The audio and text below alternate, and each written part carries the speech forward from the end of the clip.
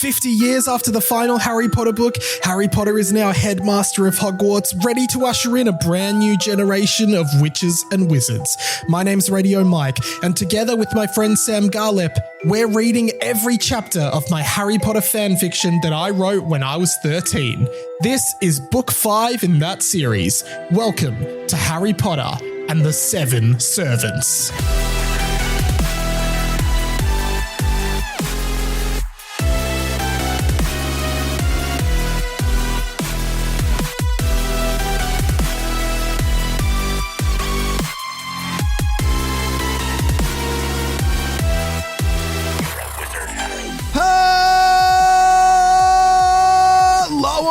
Everyone, welcome to Harry Potter and the Boys, a fan fiction podcast by me, Radio Mike. Sam Garlep is here. Yes, and here is at Mike's parents' house. Yes, second week running. And his mother, Donatella, is having a tea party in the front room. When you came to the door, I did say, Mum, Sam thinks your name is Donatella. And did you hear what she actually said? What did she say? She's like, oh, I don't mind. As long as it's a nice name, I don't mind.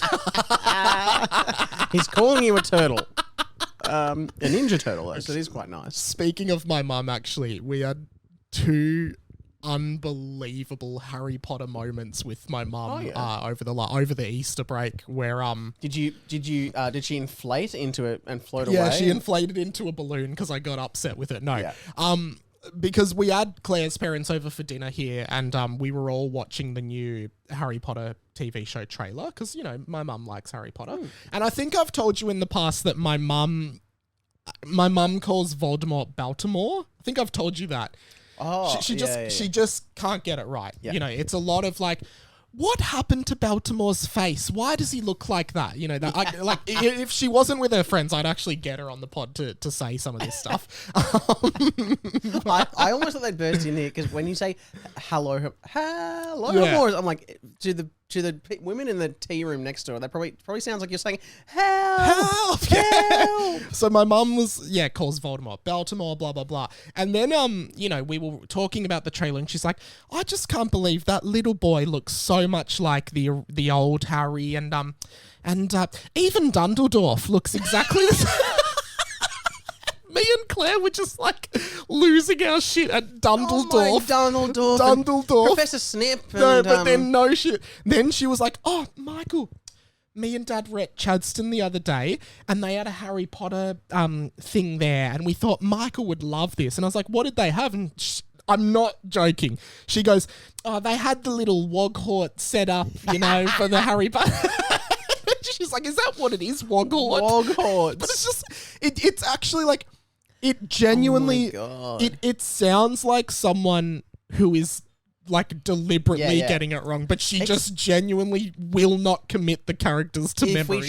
If we tried to like write a funny version, she's too naturally funny. It would take us. It's like she's trying to do if you were doing a parody and you were like, what's the easiest just parody version of some of these names? You'd go Woghort, Dumbledore, Baltimore.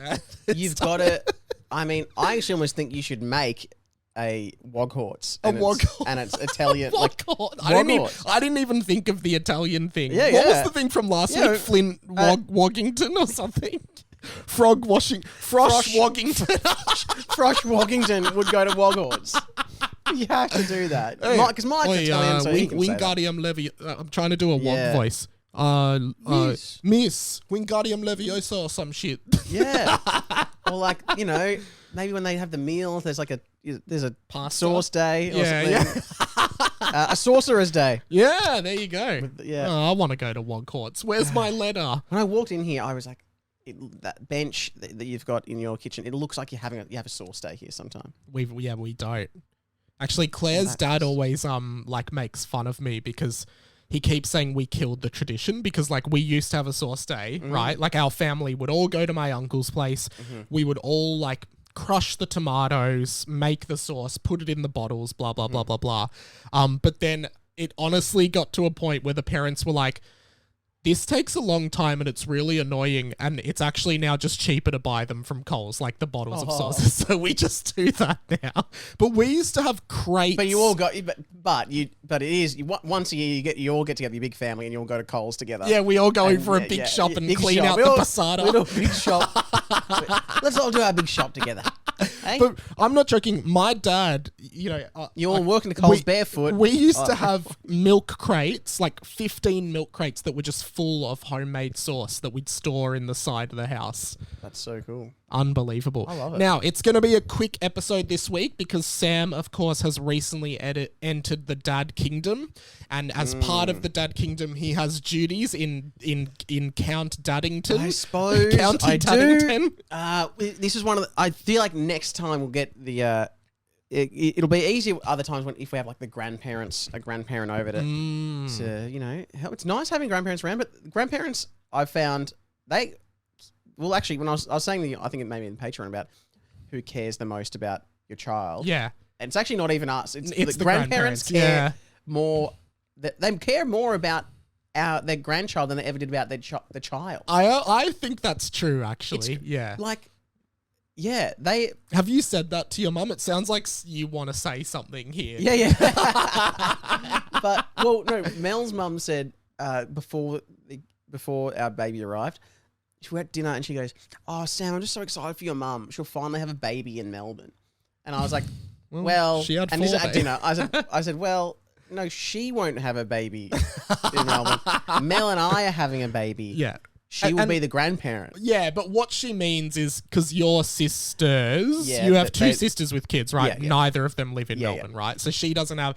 Your child is the closest kind of but grandchild. Yeah, but, yes. Yeah. But I think Mel's mum thinks that...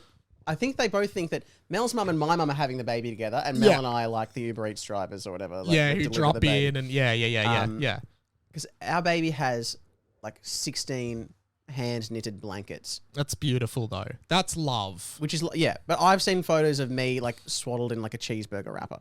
Like, why have they gotten so much better at it for the maybe they've just like they've learned from their mistakes from their existing kids. When I do think about it, I was like, my mum was probably like 24 and Mel's mum was probably around the same age. Yeah. It's crazy.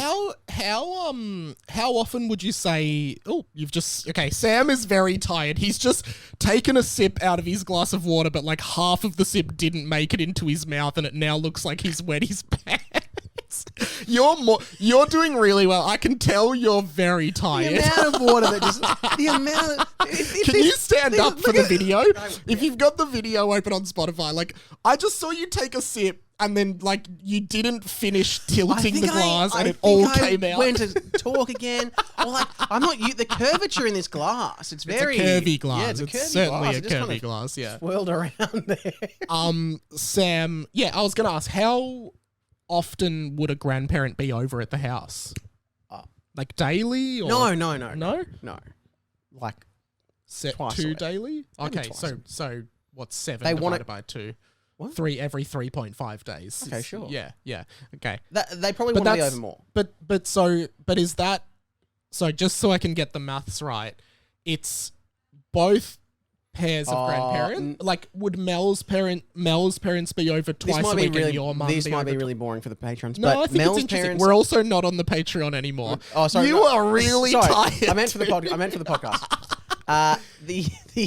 Mel's parents are retired. My mum works full time. Yeah. And has another son. She's also a Sheba driver. Yeah. Which is Gabriel.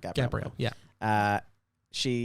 Sheba is Uber for only women. Yes. You had a very funny bit about it in your stand-up show either last year or a couple years ago. Maybe I did. Yeah. Maybe I did. Yes. And so my mum will be like, okay, I'll be coming over for between 6:25 p.m. and 7:05 p.m. Yep. Because I've got a Sheba ride. So you got a 40-minute window. Yeah, whereas like Mel's mum's like, all right, why don't I come over at 9 a.m. and I'll leave. Maybe I'll stay the night. She doesn't stay the night. But Yeah. They want more time. They want to do the long haul. Yeah. Are they sort of local? Are they Melbourne based? Just so Melbourne. everyone can know. Yeah, they've been like half an hour away. Yeah. And has your dad been down? He was down right when she was born, and then he'll be down again soon. There you go, guys. Wow. Yeah. There you go. There is a history of Sam's child's first few weeks. History of life. of magic. A history of magic, Sam. I know you need to get some shut eye. I'm covered in piss. Let's pick up at chapter 11. Now, we pick up at the end of last week's chapter where Dimmy was under trial at the Ministry of Magic for using a Patrocum charm to save the lives of Frog, Washington, Garth and Prakesh or something, or CJ. It was CJ. Forgot about them. Now, at the end of the last chapter, Harry Potter burst through the door with a of the bang. court. With a bang. We don't know if that was a gun or not, but we pick up there, Sam, and usually we start by reading the title of the chapter, which this week is... Chapter 11, Dimmy Defended. Ooh. Yeah, we probably kind of thought All right. Here we go. I guess Harry's going to defend Dimmy. Boxley, Harry said, rushing in and quite viscerally and aggressively pushing Blade out of the way onto the ground and then accidentally stepping on his head. So it's like, Boxley! We do know that Harry does not like Blade. Why doesn't he like Blade? Because Blade is like a really accomplished wizard who like the kids respect. Yes, and Harry true. gets jealous of him. That's what everything Harry wants to be. Everything Harry wants to be and should have been, frankly. You gotta listen to me. You just gotta. Okay. Boxley said, "Oh, sorry, I'm puffing. I just ran from the set of Dance with the Stars. I'm one of the stars this year.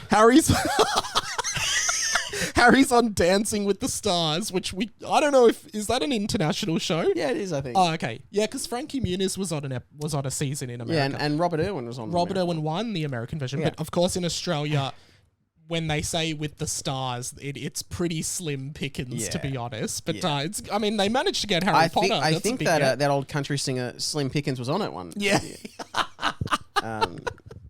You know the one he does. Yeah. Anyway, I'm one of the stars this year, Harry said. It's good. You get like $800 a day to go on it. There's some good people this year. The urgency with which he's run into the room and he's like, sorry, I've just come from Dancing with the Stars. Yeah, there's got some good people. $800 a day, probably not that good if you're one of the stars. What would you expect?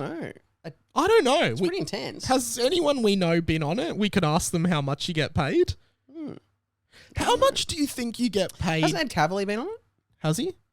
I think so. Well, you'd know this. How much do they get paid to go and like, have you been paying attention? Would you know that? Maybe. You don't, do you? Okay. Maybe. We'll talk off air. Yeah. We'll talk off air. I think if I knew, I'm not sure if I'd say. But would you tell me off air? Yeah. And then I could like let it slip on it. No. I'm gonna. Okay, Sam just told me I'm gonna say a random number somewhere during the episode. It'll be very discreet, and it's that times 1,000. So we'll just see. 50. Okay. Anyway, I didn't even tell you. I didn't tell you. Also, I doubt it'd be 50,000. That's a lot of money. I really doubted that. I don't really know. I'd be honest, I actually don't know. 17. Anyway. Excuse me, but is an intruder to this court really allowed? Professor Dumbidge asked. Please, Boxley, don't expel him, Harry said. I promised you, he protected those muggles. He had to use the Patrocum. He had to, I tells you. And you know what? He'd do it again. In a heartbeat. And I'll tell you why, Box. I'll tell you why. I guess his nickname would be Box. Because Dimmy Dimatina is a Hogwarts student. Okay? That's what he does. That's what Hogwarts students do. They help others. They don't stand there and try to run away. They don't run away. They don't stand there. They don't run away and go stand somewhere. They don't do that shit. Can we have that again, please? Can we please have that again? That is so funny. They help others. They don't stand there and try to run away. They don't run away. They don't stand there. They don't run away and go stand somewhere. They don't do that shit. Yeah, I'm just. Oh my god, I don't know what to do. I'm gonna go stand somewhere. I've got to go stand somewhere. They don't run away and stand somewhere. They don't stand somewhere. They don't run away. Yeah. They don't stand somewhere and run away. They run, don't stand, don't run, stand away. This is looking like a classic Harry monologue, so I'm excited. That is so funny. They don't do shit. They help. They don't do that shit. Oh, they don't do that shit. They help. And you know what? Dimmy did that. And really, ladies and gentlemen, when you think about what Dimmy did or didn't do, don't we all think or not think that we would also do or not do what he did or didn't do if we were or weren't in that situation?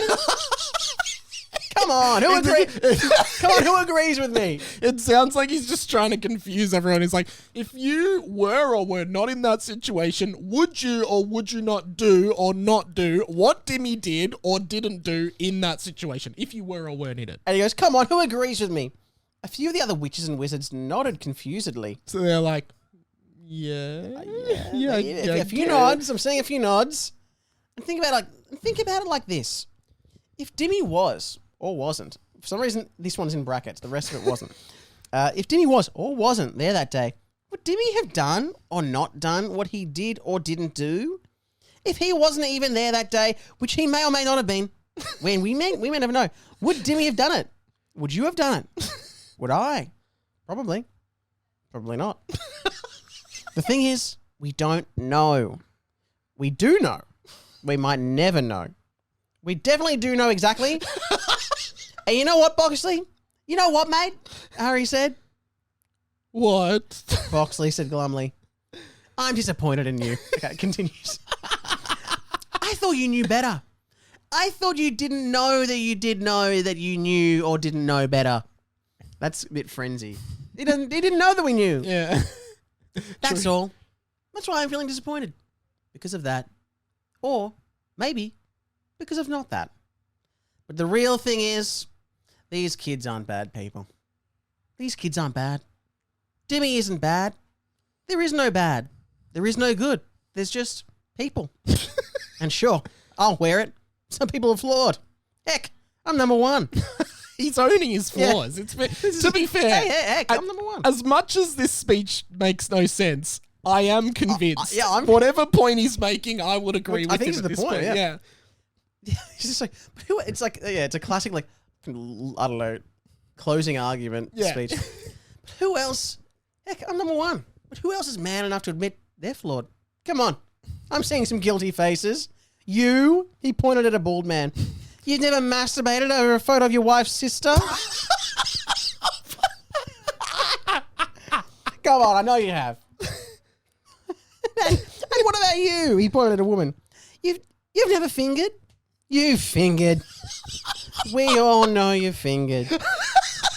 And we know you fingered. We know you're not perfect. You fingered. Which is perfectly fine. You've masturbated over a picture of your wife's sister. We know you've done it. It's okay. And that's the thing, guys. This is it. This is why we're here. What, the fingering? To do this or not do it, which Dimmy doesn't know if he did or didn't. I did. Dimmy said. Dimmy, stop. Just stop. All of us stop and look around, okay? Look around at the world we live in. Admittedly, this is a bad example. We're in a deep underground dungeony kind of courtroom with no windows and also no nature. But look around. You know who built this? Humans. Human beings built this place. That's what we can do when we band together. When we work together. House elves built this. The ministry was slave built. Boxley said. No, the ministry was all slaves that built this. Yeah. We're kind of owning it at this stage. We're flawed, you said. We're acknowledging it. Yeah, so in a way, I'm convinced. Okay. Let's just see what you're saying. You say slaves. I say helpers. This is very problematic. Helpers built the ministry. Helpers who helped.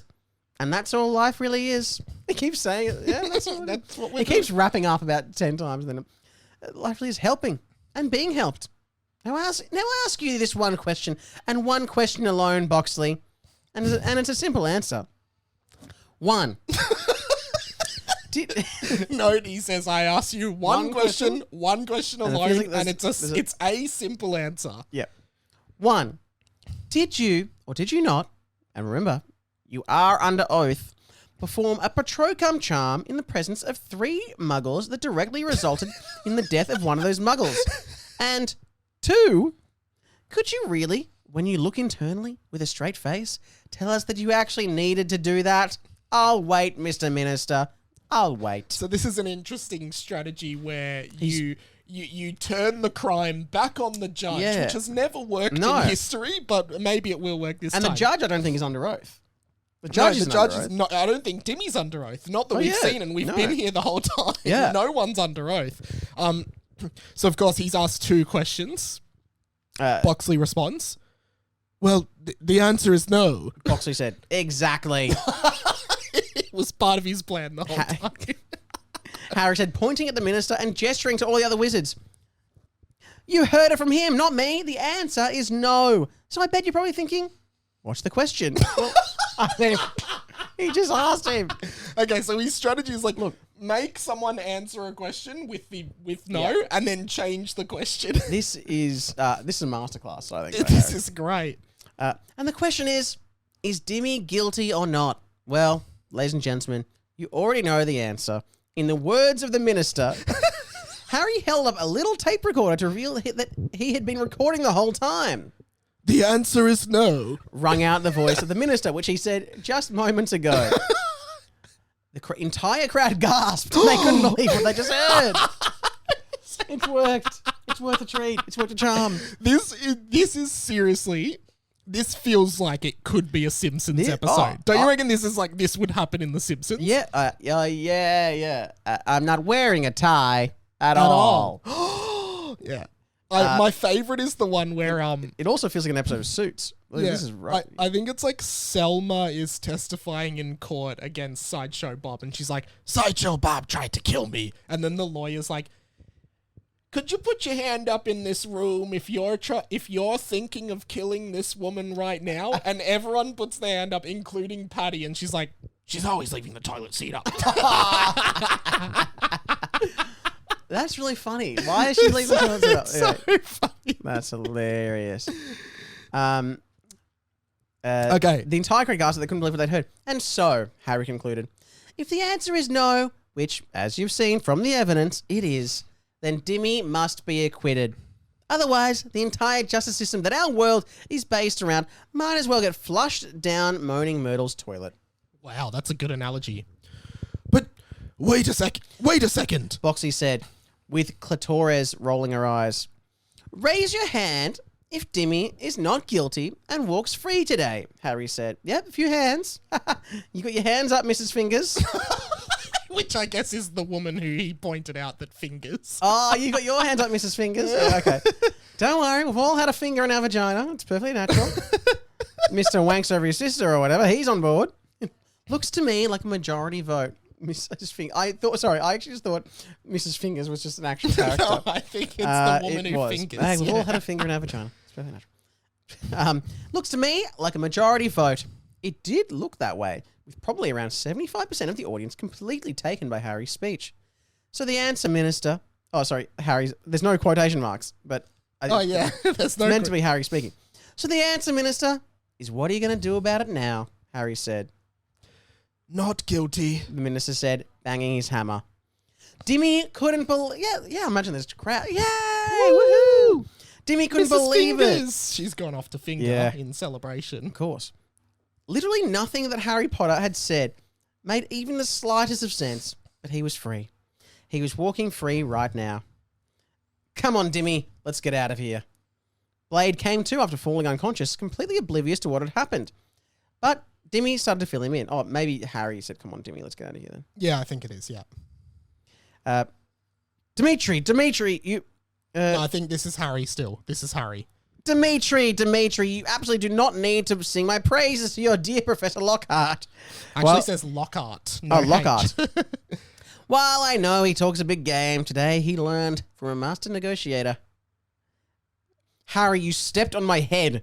You literally knocked me out, Blade Stepping said. on someone's Yeah. head is a big deal. I had a plan to get Dimmy off, and it was in motion already. What you did was screw everything up. I had a whole plan to get the minister to admit in front of everybody that Voldemort was back, but I didn't get to do that. Now there's more doubt and confusion. Your tactic was absurd and irresponsible. Blah, blah, blah. Of course, Mr. Loser Pants is complaining. Look at you in your pants, Mr. Loser. Now, I'm not really in a position to talk about But you're wearing shorts, not shorts pants. that water was spilled on. So they were kind of loser pants. Harry said, Dimmy, now, I need to go. But I promise, someday, somehow, you will see me again. Well, yeah, probably at school, right? Because you're my teacher at the school. Dimmy said, oh, yeah, sorry. Oh, that sounded way better in my head. Anyway, see ya. Harry waved his wand and a helicopter dropped out of the sky, killing 14 muggles. Which is worse than the crime that they were there to The talk whole about. trial. Oh, my God. And there must be witnesses. Surely. Oh, my God. So, yeah, oh my God, they're going to tie them paperwork for yonks. Dimmy, I'm glad you're able to get off and go back to school, but I must warn you, Professor Potter is unsafe. Stay close to myself and Professor Dumbidge this year. I really think she'll keep you very safe. Ooh. Oh, End man. of chapter. How good to be back for What? us. Oh, my The God. listeners have still been getting weekly, but like for us to be it feels back amazing. into it. That- We might be getting back to Hogwarts anytime soon. Wogwarts, you mean? Woghort. They had They the got Woghort the and the Woghort and Dundledorf and Dundledorf. Baltimore. Oh, my gosh. God, it writes itself. Oh, my God. Wow, great app. Hermione. Hermione. No, that's not even... That's too close. That's too close. I think she'd know Harry, Ron, and Hermione. You know, maybe if we record here again, Yeah. I'll get Mum in and we- we'll just do a Mum name these Harry Potter characters for amazing. us. Yeah, we'll see if we can do that. Hey, that was an amazing chapter. That was and as always, your read of Harry. Harry is in a just, courtroom. You embody that character so much. Just sometimes I feel like I've lost it, and then I start reading it, and it just it comes out of you. It lives in you. You make that character. He lives in me. Hail, shibba-da-bail, hail, it lives in you. Hail, shibba-da-bail. With all that said, you've got to go back to your child. I can feel it. What made you connect to that song? Aren't they both Phil Collins, or are they not? I don't know if that's Phil Collins. What is that first one from Tarzan? No, that's from The Lion King 2. He lives. Oh, then it's not. Goodbye, amores. Do you remember the Cadbury ad with the gorilla playing the drums to that song? Yeah. Yep. That was an ad. All right. It's like that song, Phil Collins in the Air of the Night. Where Phil saw that guy at the Phil, the guy gonna save the other guy from drowning, but didn't. And then Phil saw them both at a concert. That's kind of like me and you, Am. Now, just on air, do you want to go round the side or do you want to walk through Mum's tea party? I can sneak you out the side if it's easier. We have to go out the side. Yeah, all right, I'll get you out the side. But that's really rude of me. No, it's not rude at all. All right. I probably do have to go though. Yeah, let's get out of here. See you guys. Find out next time. Find out next time if I said hi to the family.